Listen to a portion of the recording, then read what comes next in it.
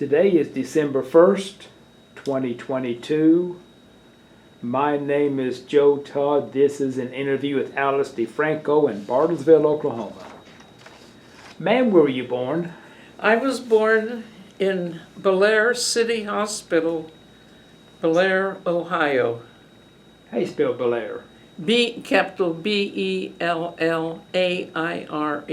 Okay. It's down southeastern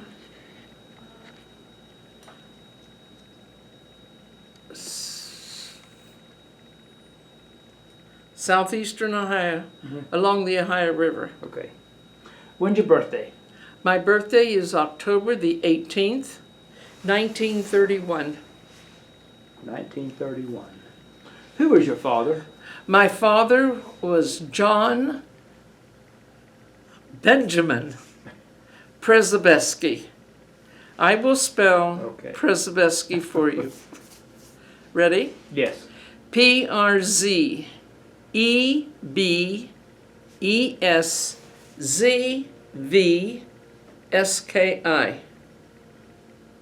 In Polish, it's pronounced Szybaszewski, and it means pioneer. Pioneer. Okay. Who is your mother? My mother was Alice Edna Biarski. Ready? Biarski.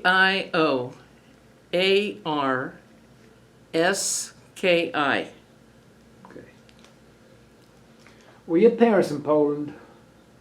No, they are Polish, but they were both born in the United States. My grandparents were from Poland. Okay. When did your grandparents come here? Do you know? Probably in the late 1800s. Did you know your grandparents?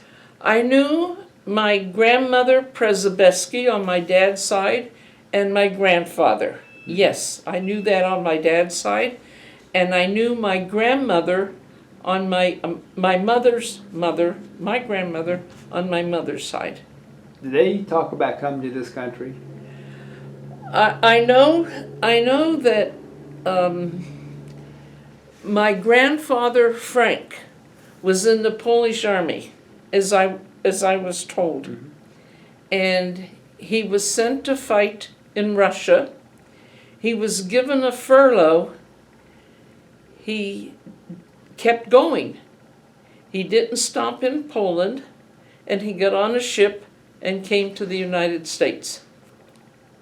He ended up in Dillonville, Ohio. Did he talk about the trip over here on the ship? No, he didn't. Okay. I never heard about the trip. Okay. Okay. I know he ended up in a farmer and probably a coal miner in Dillonville, Ohio. Okay. And my grandmother, Victoria, I believe she met him in Wheeling, West Virginia, and I believe she was married when she was 15. Okay. Okay? Okay. And they had my dad, John, who was the oldest, his brother Felix, and then there was Sophie and Alice and Steve were my aunts and uncles. Okay. What type of work did your father do? My dad started out with the Ohio Power reading meters, and then he was upped in position that when he passed away, he was a supervisor in the office, and we always asked my dad, what are you doing? And he says, if you don't pay your bill, I turn off your electricity. So that was my dad, okay? How big was Bellaire, Ohio? Bellaire is a I would not say, if Shadyside is where I grew up, that was 15,000 people, and Bellaire was a bigger town. Okay. It was 4 miles away, and we always went to Bellaire to go shopping. We rode the bus or we rode the streetcar. to go to Blair, to go shopping. Describe your house in Bel Air. But it was I was born in Blair, Yeah. but when my parents were about 6 months after I was born, I believe, we moved to Shadyside to a new house. Okay. And the house had 1 bathroom, a bedroom downstairs, a eat-in kitchen, a dining room, and a front room or parlor. Upstairs was 2 bedrooms where my sisters and I slept, and we had a full-size basement with a coal furnace and a fruit cellar, which was coned, and then a very large cupboard where my mother canned. And Joe, everything had to be 100 jars. 100 jars of tomatoes, 100 jars of peaches, 100 jars of pickles. And my job as a little kid was to take the skins off of the tomatoes and wash the jars. And she would ask, how many jars of tomatoes do we have? I would always lie because I was tired of peeling tomatoes. I would say, 90, 94, 97. That's bad. You're laughing with me. What other chores did you do around the house? What other chores?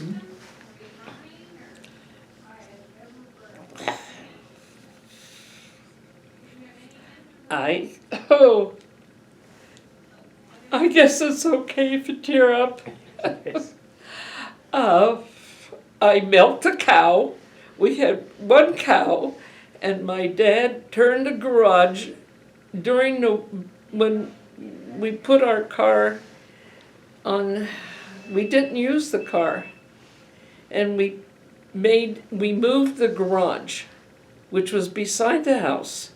We moved it away from the house, near the neighbor's fence, and my dad had 1 cow.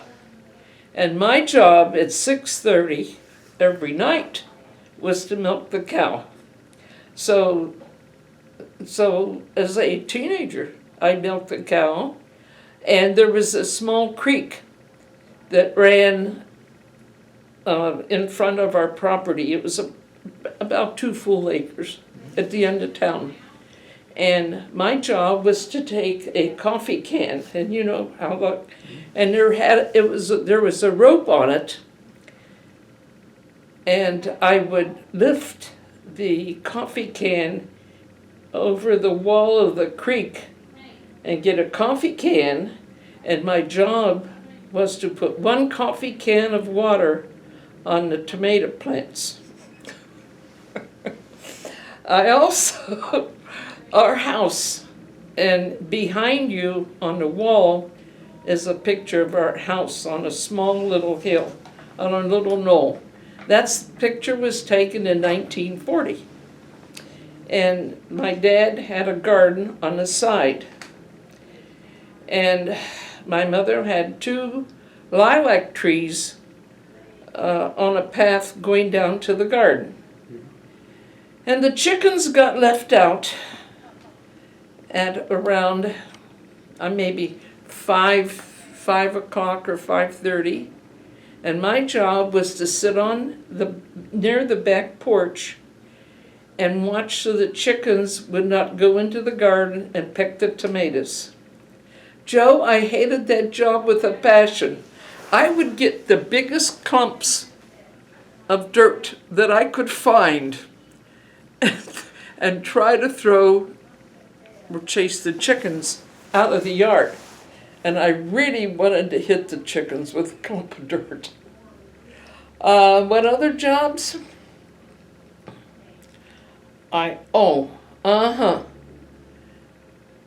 Every Saturday morning, I was knelt on the kitchen chair, and my mother would put the ingredients into the bread, the big bowl, and she would set a clock. It was a little hand clock. for 10 minutes. And my job on Saturday morning was to knead the bread for you're laughing, for 10 minutes, okay? That was my job on Saturday morning. On Saturday afternoons, we had no television. My dad and I listened, no television, but my dad and I listened to the radio to football games. And I had a blackboard on a tripod like, and he would diagram the football field, and he always liked to watch the Army-Navy games.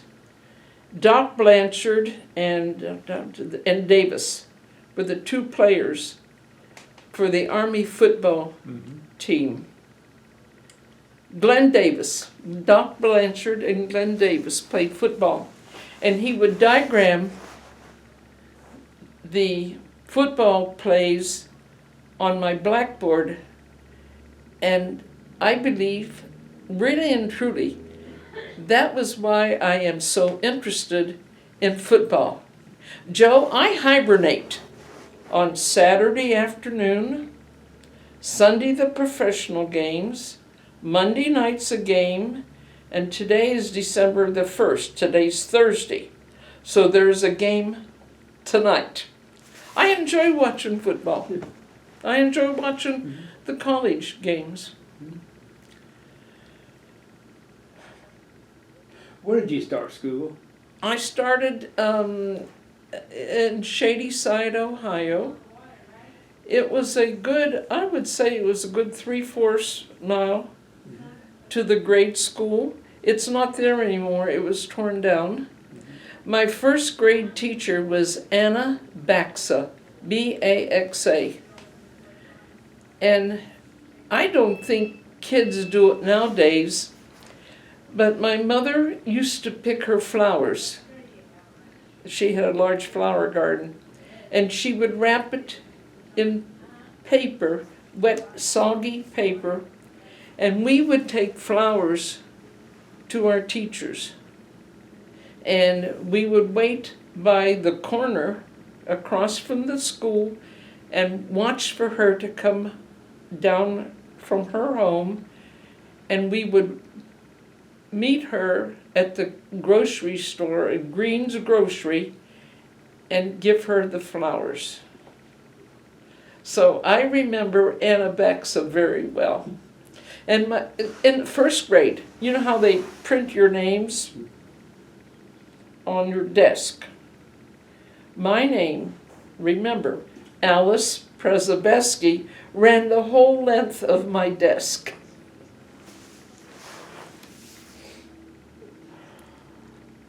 You're enjoying this, aren't you? Yes. So you went through the school there, Yes. first through the first through the 6th grade. I got paddled in the 6th grade. Walter Pidgeon came to Blair, Ohio on a bond tour. And we didn't, 15 of us rode the streetcar to Blair, which was 4 miles away. And we were in the audience, and we saw this movie star, Walter Pidgeon. And we thought we had gone big time to see a movie star. When we got back, the principal lined us, all 15 of us, and we got swatted. Why? Because we ditched school. We went, and we just thought it would be a good time to go see Walter Pidgeon, the movie star. And we all got paddled. I got home. And someplace, some line, somewhere, my mother found out about it. And when, wait till your dad gets home. I know she told my dad, and he said he was so ashamed. that we had this school, and he paddled me again. Education was very important to my dad. And to think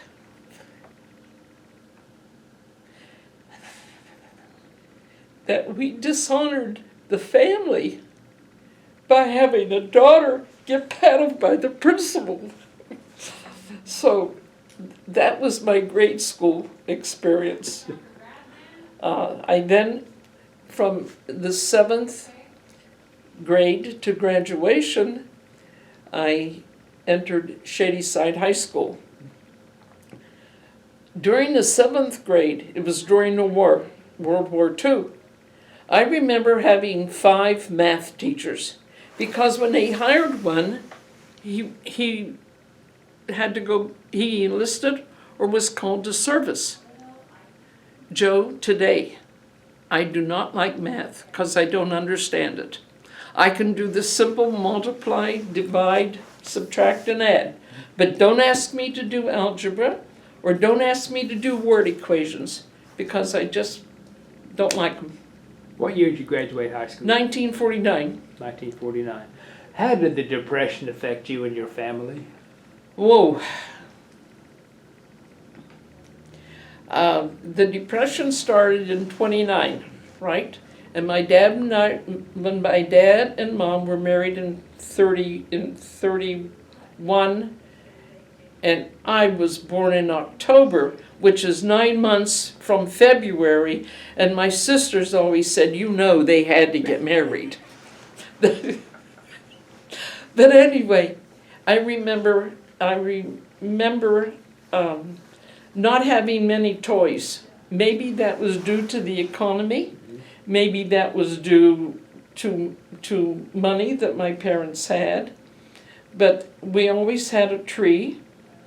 And because my dad had a job, my mother was a registered nurse. And I remember her going to work during the war, she went back to work. But the Depression didn't affect me as much as I did other people, okay?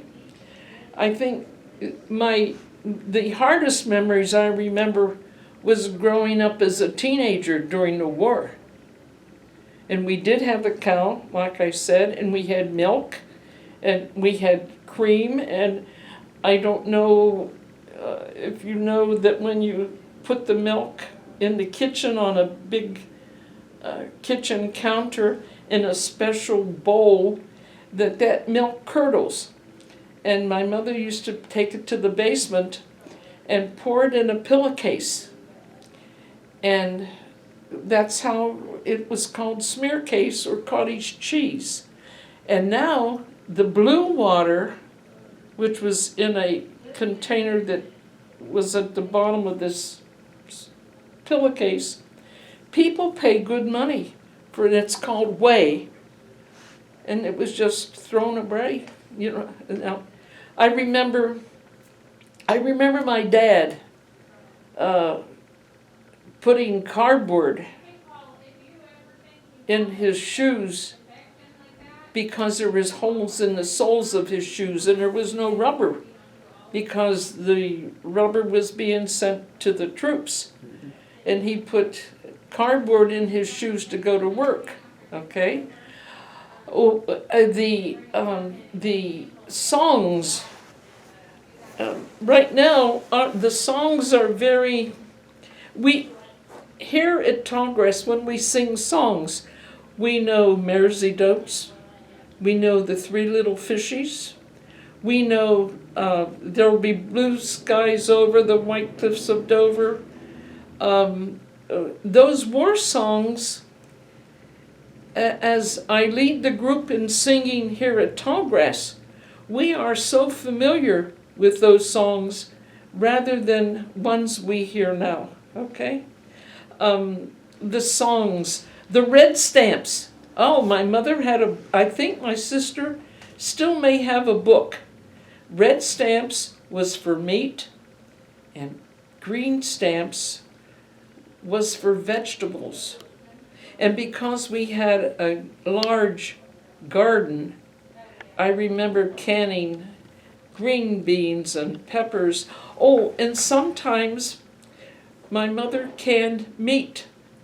She boiled the meat, put an onion in it, and put it in the mason jars with the red ring and the screw-on lids. We did a lot of canning so that dresses. We didn't. You didn't have many. I didn't have many clothes as a teenager. Maybe we had 1 or 2, 3 dresses. Nobody wore slacks, but it was the skirts were made out of feed sacks, and there was always a feed sack with flowers in it, and the broomstick skirts and aprons were made out of pretty feed sacks. I'd like. Do you remember when the Japanese bombed Pearl Harbor? Yes. Where were you that day? I was sitting on the front porch. It was on a Sunday, around between 3 to 5 o'clock. And my dad had the radio on. And we had a front porch with the steps in that picture. And I remember sitting there on the front porch with my girlfriends. And my dad and mom, we had a radio in the front room. And the front door was open. And I heard my dad and my mother say, "Listen to Franklin Delano Roosevelt." He announced that we are in war. Joe, I didn't know what that meant. That meant nothing to me, okay? But a couple of years before that, or maybe a year before that, I was visiting my aunt in Columbus, Ohio. My Aunt Alice lived in Columbus, Ohio, and I thought she was really cool, okay? Because she spelled her name Alyce instead of Alice. And she took me shopping in Columbus, and a newspaper boy was yelling, "Extra, extra." And okay. Just tell her we're busy. Okay, I'll just close the door. Tell her we're busy.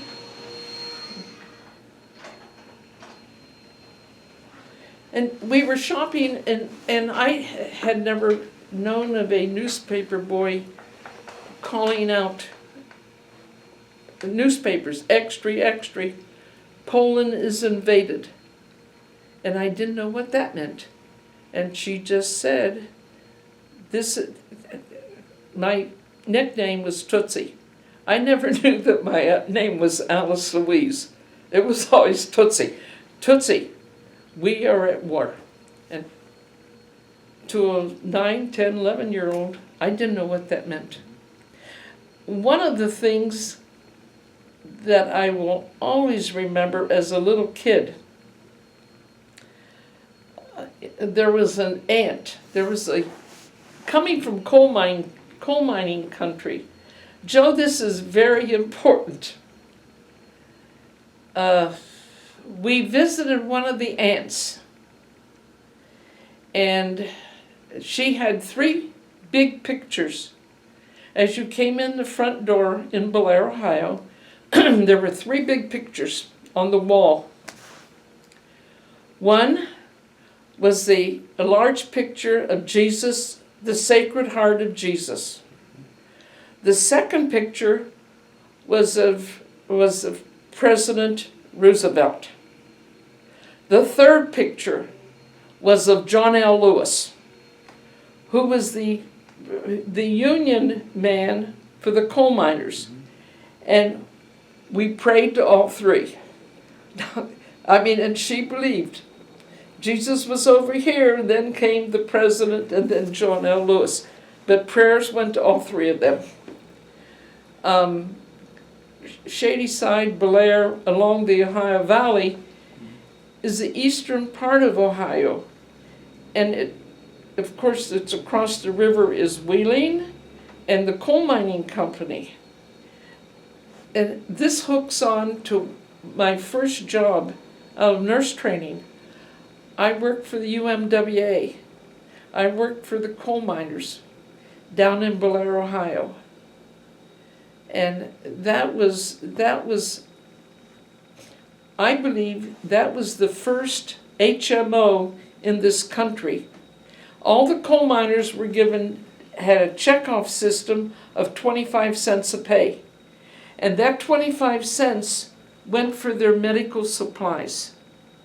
And that was my first job in Blair, Ohio, to work for the coal miners, okay? One weekend I was sent down to help Dr. Golden in Elkins, West Virginia. And he had a bushel of apples under his desk. And he said, "Would you like to have some apples?" And I thought, well, gee, that's strange that the doctor would offer his office staff and nurses some apples. He says, "Take as much you want." That's what I got for delivering a baby. And that was in 55, 56, okay? It was a good time for coal miners, because, Joe, if I did now what I did then, I would never get out of prison, because I mixed crystals with sterile distilled water, shook it up, labeled it, put a cap on it, and I gave it to coal miners for the black lung disease, if you're familiar with that. And I'm sure that what I've read recently, my grandfather on my mother's side died at a very early age of black lung disease, okay? When I went to a little town of Piney Fork, Ohio, where we had a coal mining little office, if I thought somebody needed an IV, who was dehydrated and sick, rolled up their sleeve, popped in a tourniquet, and gave them an IV. If I thought somebody needed an antibiotic, and as I say, I would have never left jail if I would do those things now. What were the crystals that you mixed up for? What? What were the crystals you mixed The up crystals were the crystals was for coughing, for black lung disease, for congestive heart failure. What kind of crystals were they?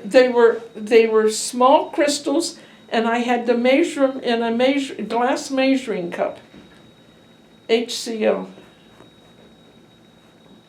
I would have to go back and look it up. But I know I measured the crystals into sterile distilled water and gave it out. Did this help with the black lung Well, disease? yeah.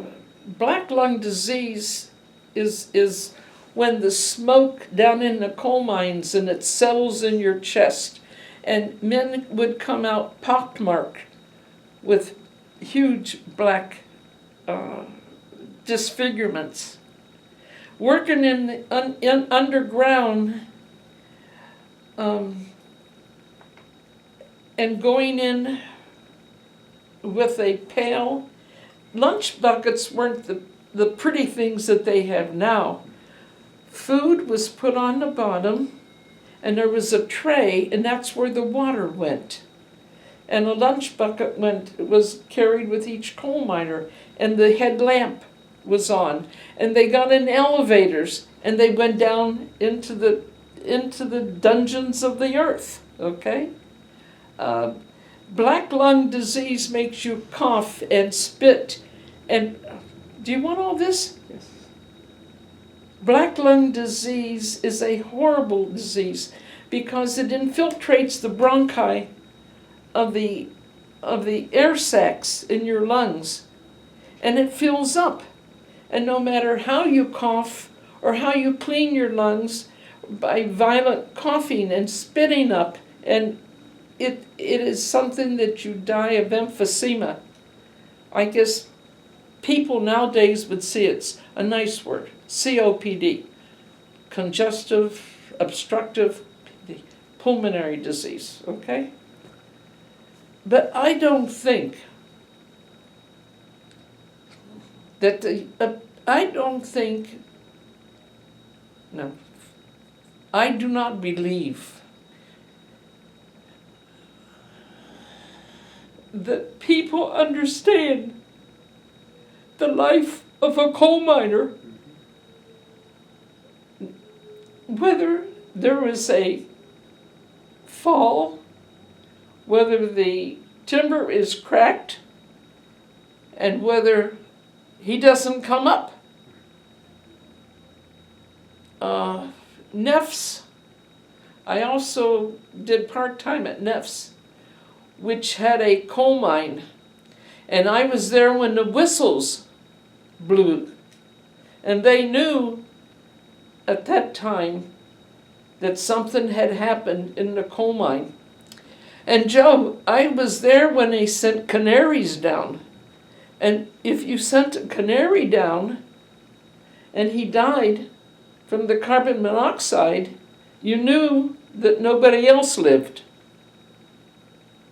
And the women would all run down to the tipple to see when the elevator was coming back up and who was on the elevator.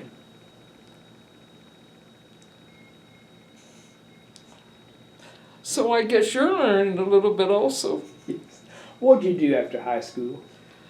Well, for $15, my parents, and I think money was tight, but because the Army had leftover money, they gave it to nursing schools. I went to nursing school in Martins Ferry, Ohio, which was on the Ohio side, but 15 miles. Again, on the Ohio side, but upriver. And I went to school for $15 that my parents paid. To nursing school. In nursing school. It was called the Ruth Grant School of Nursing. It was named after a founder, a very nice lady who enjoyed nursing and who liked nursing. I stayed at the nurse's home. I had a room there with a roommate, and we walked across the alley to the hospital. We went in at 7, and I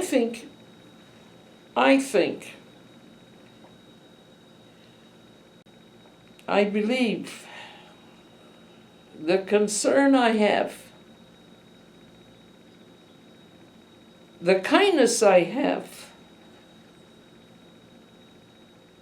and the compassion I have, all results are from that school and from where I grew up.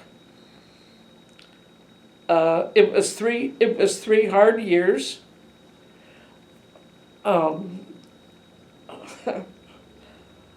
We had to be there at 7 in the morning.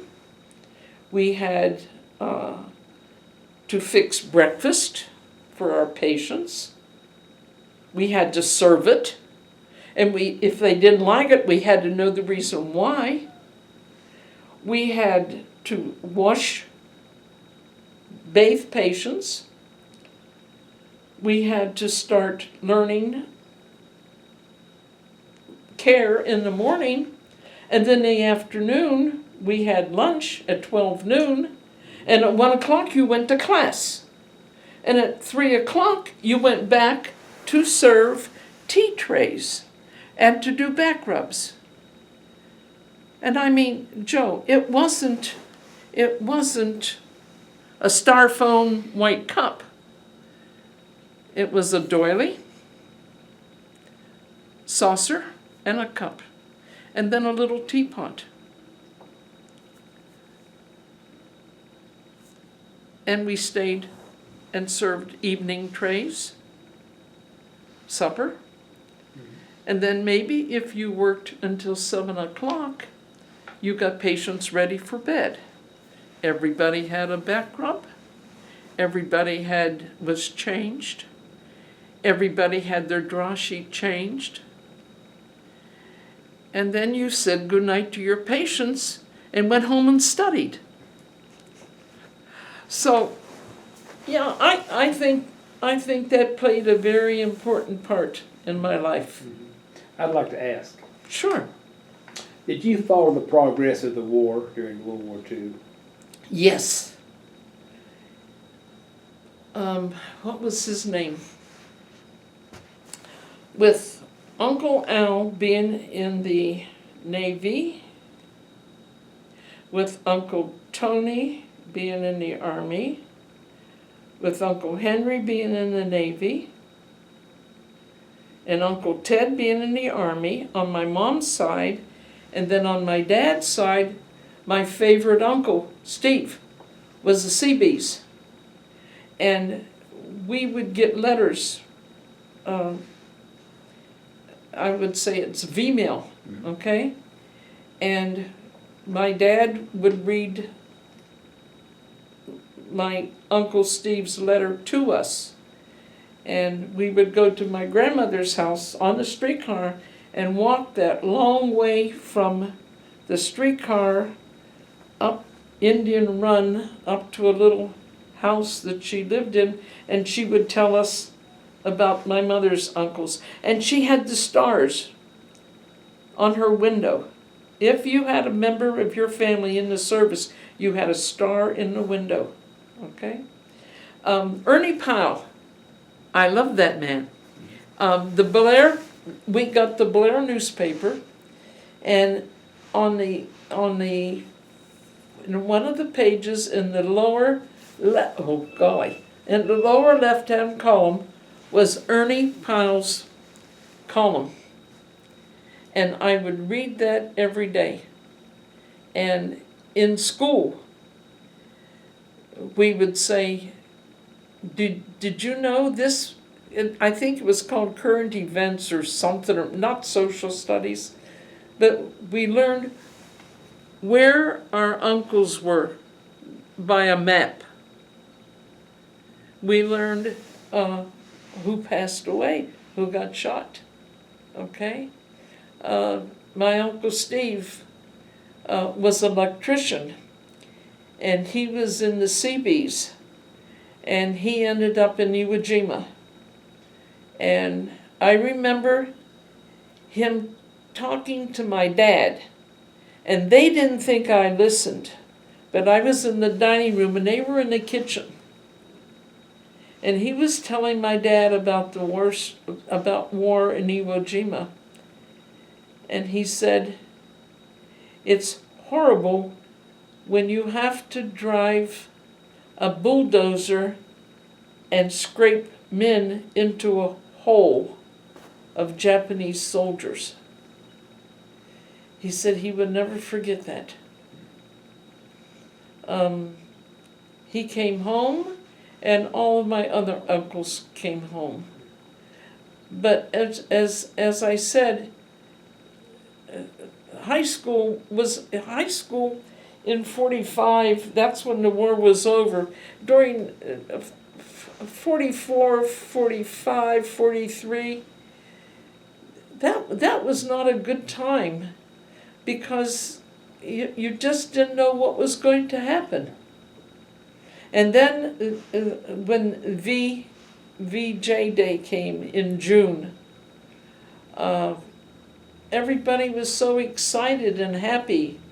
And we had television at that time, just a little bit. Everybody was happy, and you put tires on cars, and you could go eat. You could go eat out. We never did much. We always ate at home. I didn't go to a restaurant Oh, pizza came back with the soldiers that came back from Italy. Pizza came back with them, and it was a big deal after the war to go to Wheeling, to go to DiCarlo's, I think it was the name, and have a slice of pizza. Is that West Virginia? Wheeling? Yeah, West Wheeling was right across the river. Yeah. Yep. In school, did you help with the scrap metal drives or rubber Oh drives? my gosh. We collected paper.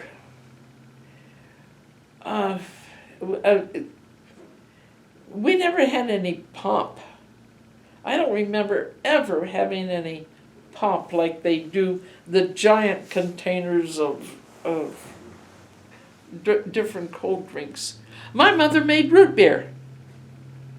And she kept the ketchup bottles, and we made root beer. That was a special drink. My dad was an air raid warden in our neighborhood. And I don't know if this is true, Joe, but because we lived on the river, and during the war, somebody said that the German submarines could come in through New Orleans and come up the Ohio River because Pittsburgh had a munitions plant. And we were always aware of the lights when there was the whistle blew, and my dad would put the hat on and have a flashlight and go around the neighborhood and make sure that the shades were down and all the lights were down. Scrap paper. I'm trying to think what else. We didn't, my mother had a can of fat that when you fried bacon, that leftover grease was put in that can. And I'm trying to remember what else was, but I remember grease was in that can, and you reused grease. And you fried in it, and you put it in the bread, and you put it in cookies, and cookies smelled like bacon. But I remember having to save a lot, okay? I grew up eating a lot of vegetables because we had a vegetable garden. And Joe, you never wasted food. You ate what was on your plate, and you weren't picky because this is what we had to eat. Please don't misunderstand me. We had food and milk and cheese, but but you didn't waste anything. How did rationing affect you? How did what? How did rationing affect you? Oh. Rationing, my mother counted the stamps, and she went to the little grocery store, and so many stamps were for the vegetables. And meat was, I remember meat counter at Green's Grocery, and she would always say, now and there was no delivery service, we carried our own groceries home, but I remember seeing the meat in the grocery store and the red stamps that she paid for the meat. Okay? Because we had a cow, we had cheese and milk, which was very important. And then because we had a garden and all the vegetables that was canned, I know the neighbors who didn't have a garden, my dad always carried tomatoes over to them, cucumbers, tomatoes, cucumbers, fruit from the trees, and we also had an orchard that we shared. I guess that's a good word. We shared the fruits and vegetables because we had them. Now, did you work in the garden and the orchard? Well, My dad, if Blair, Ohio had a train station, the B&O. And because a box broke, my dad's office, the Ohio Power, was near the train station. And when a box broke, he got out, he came home with trees that were to be put in the ground. And if I remember correctly, it was cold. And we had 2 acres. The fruit trees got on the side of the property. Plum, nectarine, and I never knew what a nectarine was until they had the trees, apple trees, and plum trees, and I can't think. But the reason I'm saying that I will always remember, it was cold country, it was a cold weather, and my dad had to dig a hole because dirt had to be put in and the trees had to be planted.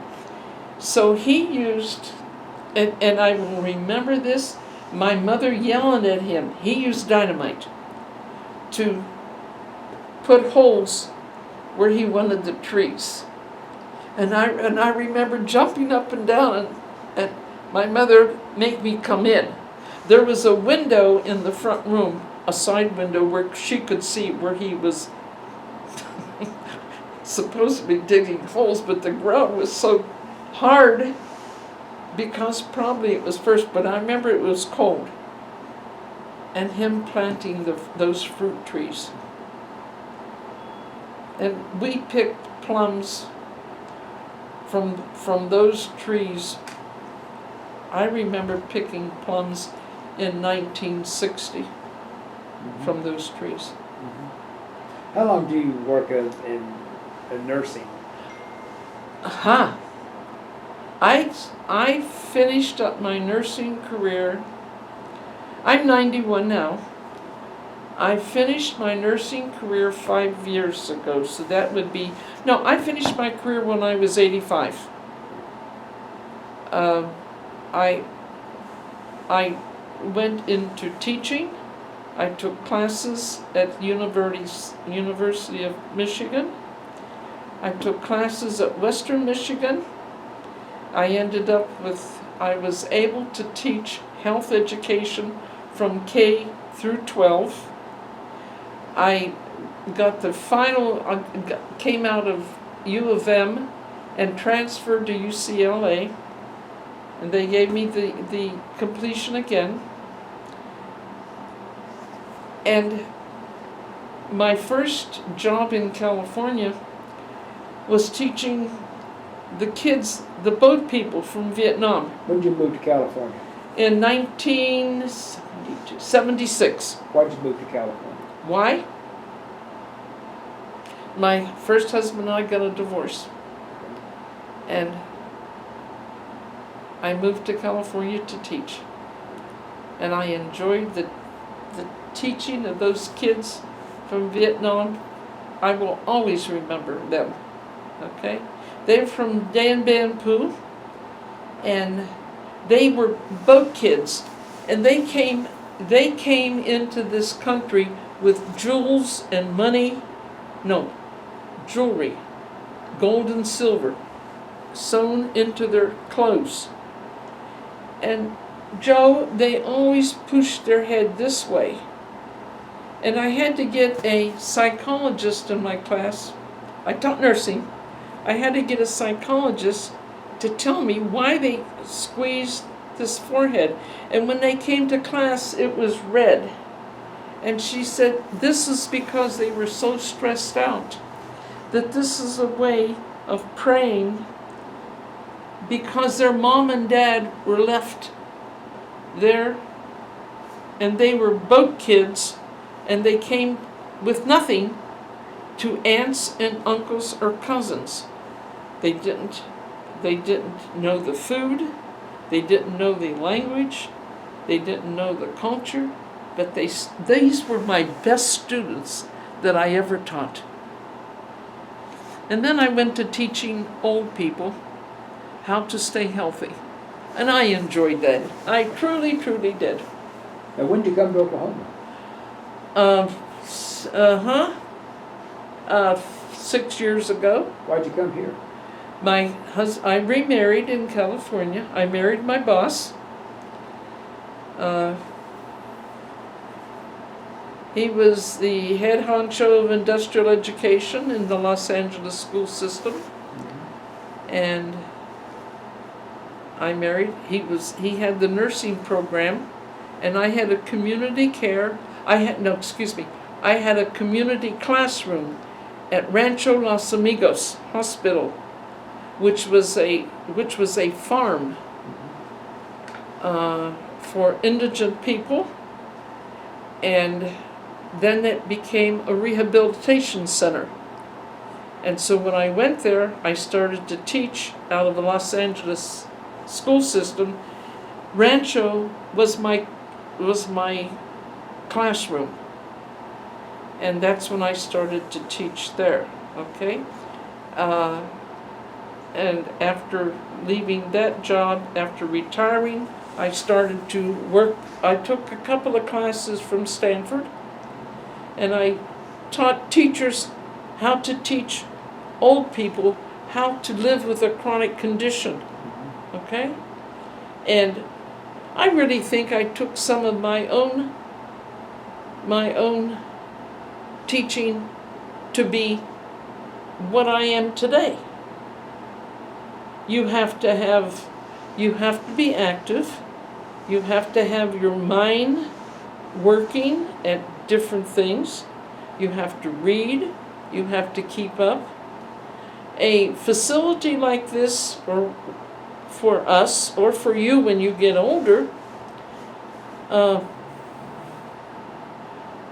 you have to be active. You want to be safe, and you want to have good food. Those are the three things that all geriatric books tell you about. I'd like to ask. Sure. Vietnam. What do you think about Vietnam? Now? No, then. During Then. the Vietnam War.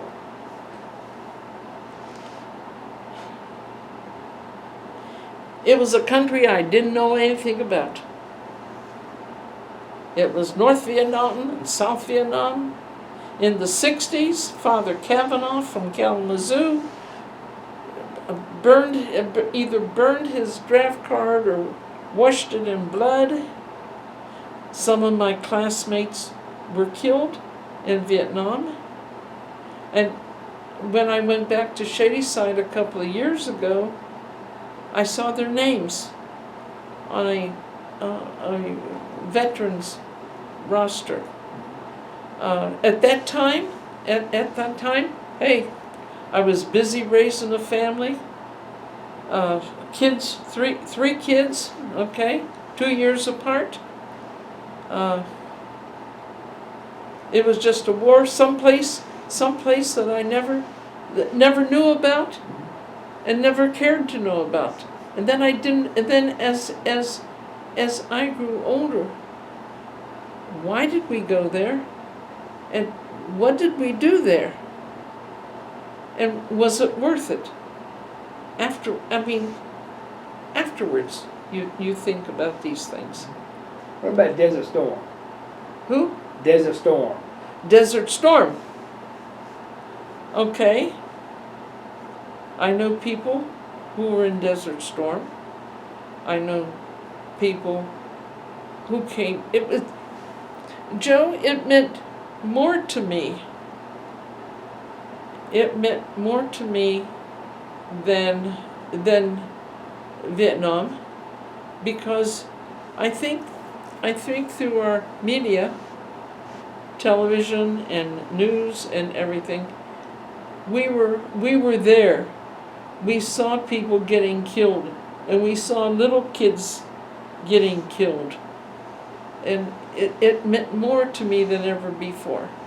I knew more about Desert Storm than I did World War II.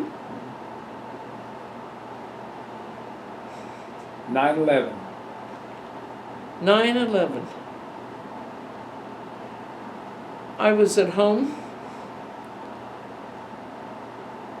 and we had the news on.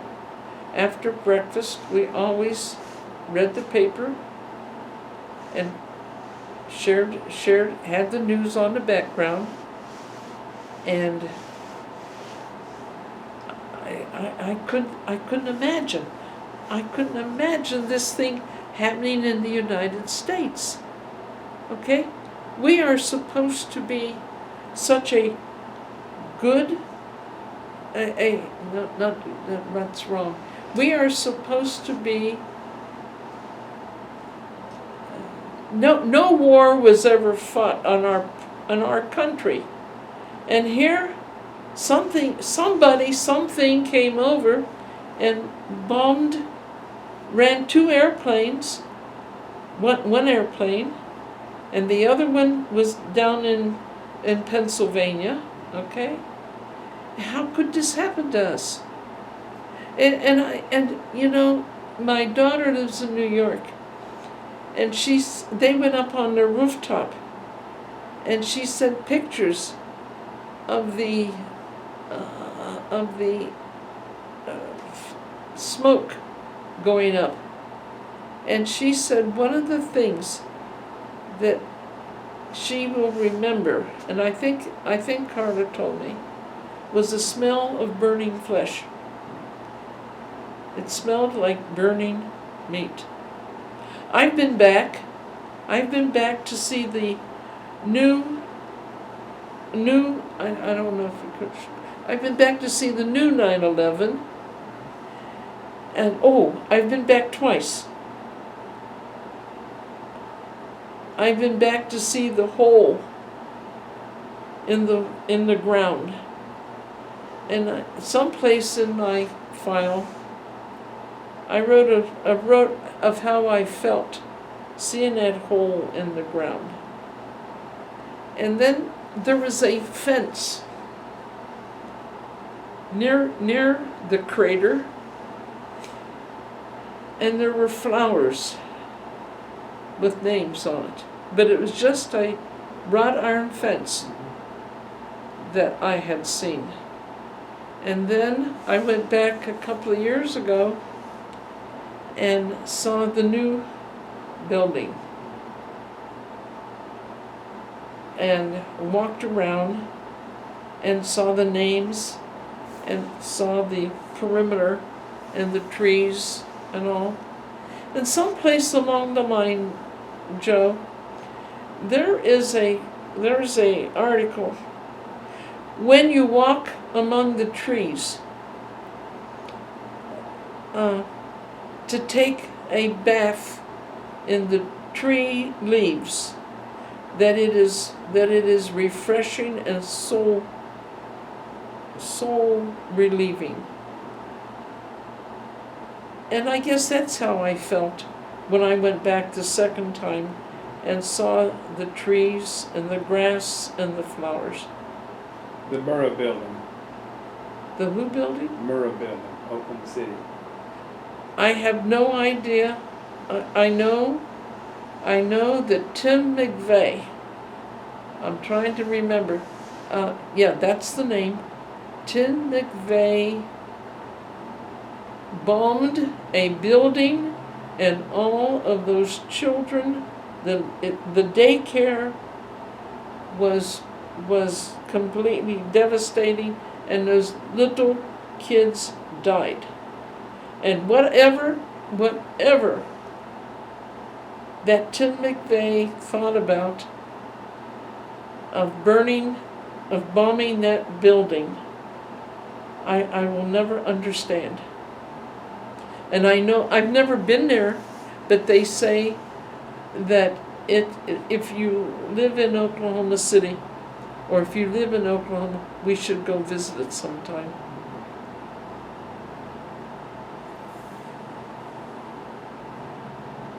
So you came here 6 years ago to Bartlesville? Yes. Okay. Why? Why'd you come? Why? Yes. Why? Everybody says, "Oh, Alice, why in the world in California would you ever come to Bartlesville?" Well, in 2015, my husband had been a Navy man. He loved his experience in the Navy. In fact, he died on Pearl Harbor Day, December the 7th. And What was his name? Peter DeFranco. He was born in Italy, very Italian, but that's beside. We always went to the Veterans Memorial Service on the 11th of November every year. Even though he was very sick, please take me to the Veterans program. And we did. We always went. His Navy service, he said, was the best thing that happened to this poor kid from a coal mining town in West Virginia.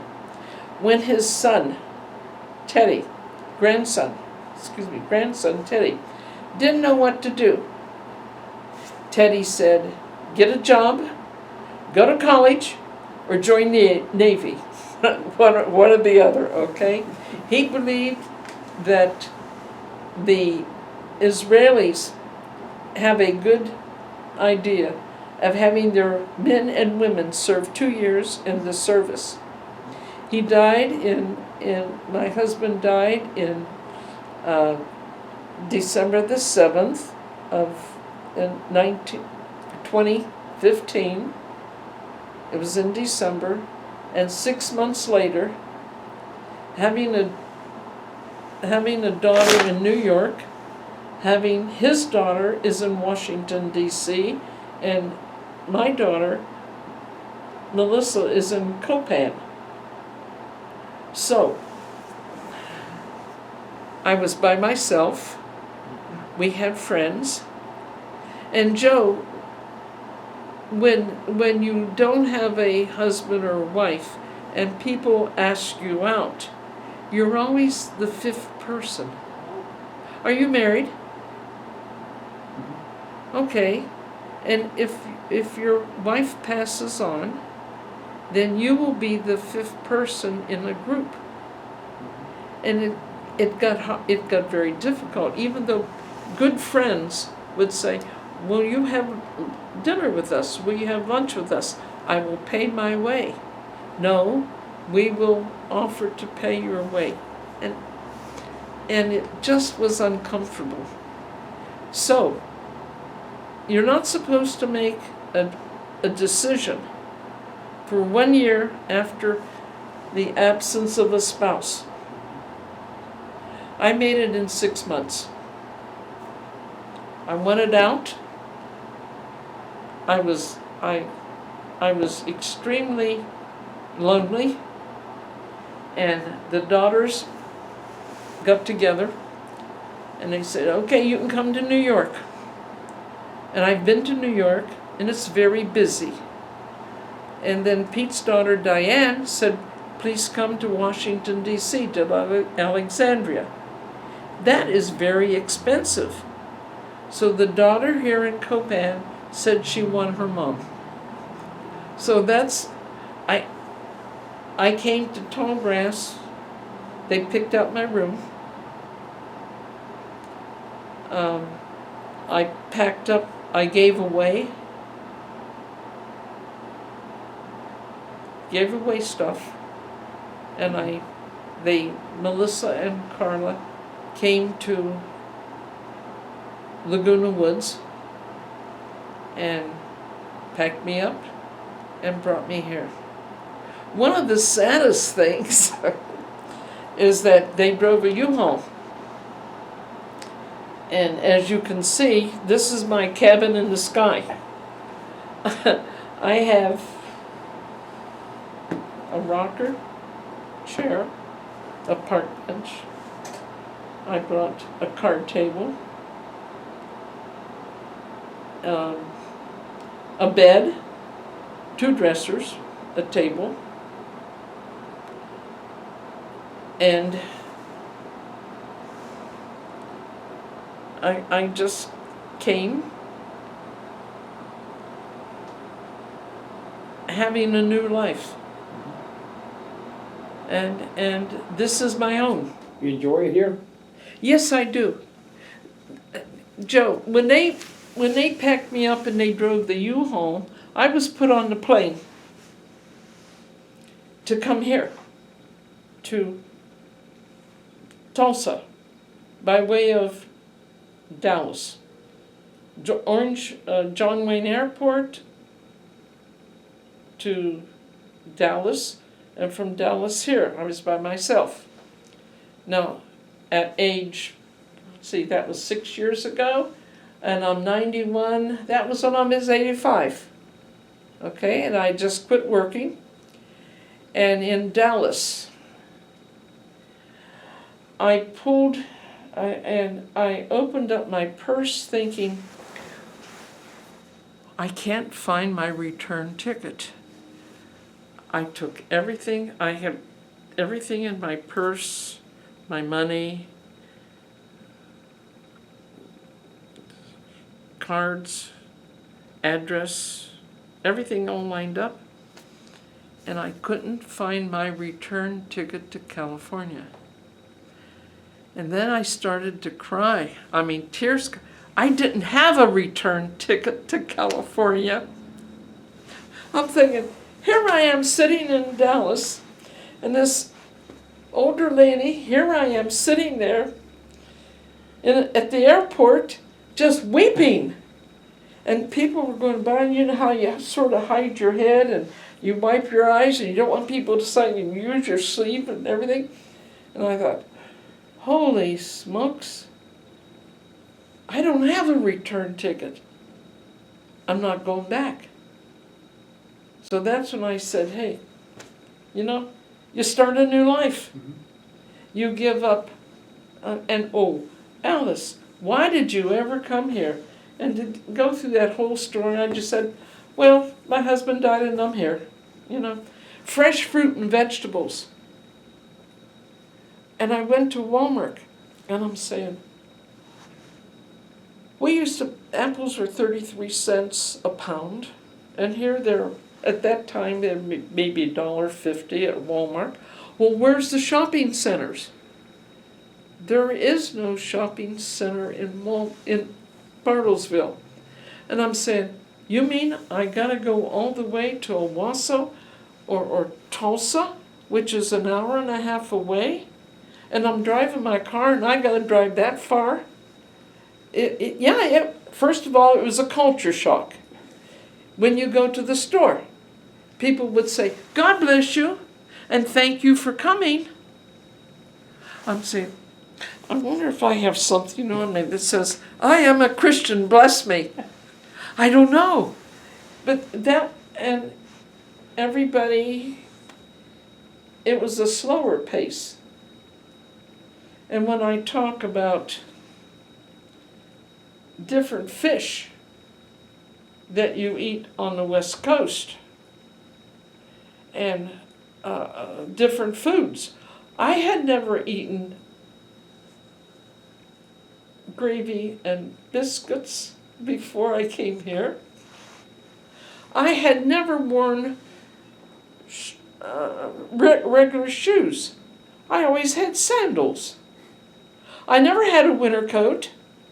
I now have a very nice winter coat that somebody gave me, a down jacket.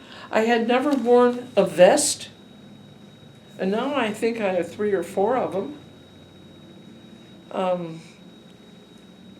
We picked our own oranges, tangerines, and figs. And I'm yet to pick fruit here.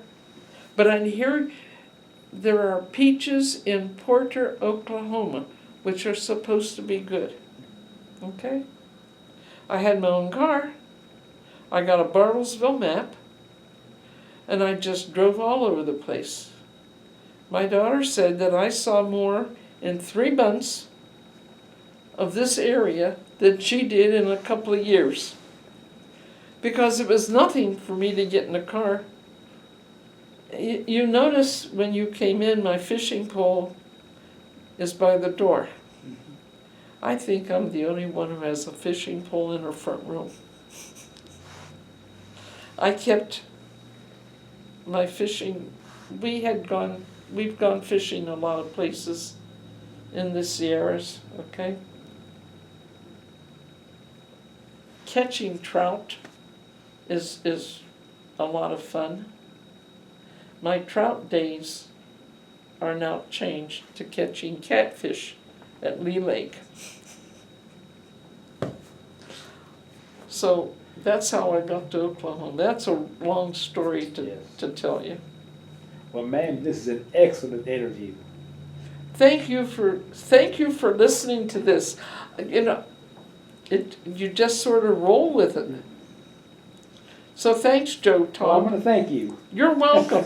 And again, this is December 1st, 2022. My name is Joe Todd. This has been an interview with Alice DeFranco in Bartlesville, Oklahoma. Thank you. Thanks, Joe.